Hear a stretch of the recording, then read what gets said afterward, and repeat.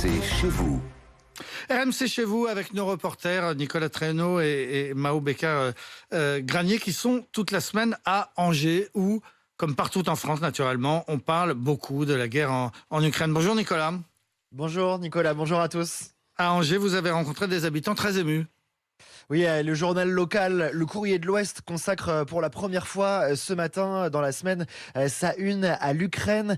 C'est pas dans les habitudes du journal de parler international, c'est bien le signe que le conflit est au cœur des préoccupations des habitants jusqu'à Angers. Les premières bombes russes en Ukraine ont tout changé dans la tête de plusieurs habitants. Nous le ressentons bien dans les rues ici.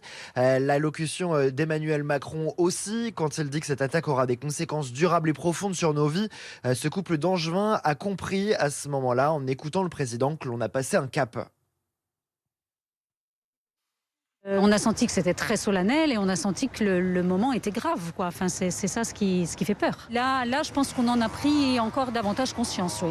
Et le deuxième point qui nous a surpris et choqué, c'est de savoir qu'il y aura une riposte militaire. Ça implique les pays européens. Emmanuel Macron a annoncé cette nuit que la France va accélérer le déploiement de soldats en Roumanie. Et même s'il n'est pas prévu que la France intervienne militairement sur le sol ukrainien pour le moment, certains craignent une escalade dangereuse. C'est le cas de ce groupe de lycéennes qui pensaient que la guerre en Europe était réservée uniquement aux livres d'histoire. Surtout peur qu'il se passe une troisième guerre mondiale. Pour moi, avec la première et la deuxième, on était censé apprendre de nos erreurs et pas refaire une autre guerre qui pouvait entraîner une guerre mondiale. Et au final, j'ai l'impression que c'est ce qui est en train de se faire. Ce qui nous reste aussi, c'est parfois nos grands-parents qui parlent de comment étaient leurs parents. Et on a tous appris que la guerre, ça durcissait les gens. Et que s'il y a une guerre, ça, je n'ai pas besoin de le dire, notre vie, elle sera plus jamais pareille. On sera durci, on aura peut-être beaucoup moins d'émotions. Ça va aussi avoir des conséquences sur les générations à venir. Un ancien combattant domicilié près d'Angers nous dit que ces bombardements réveillent, comme a dit Emmanuel Macron, ces fantômes du passé.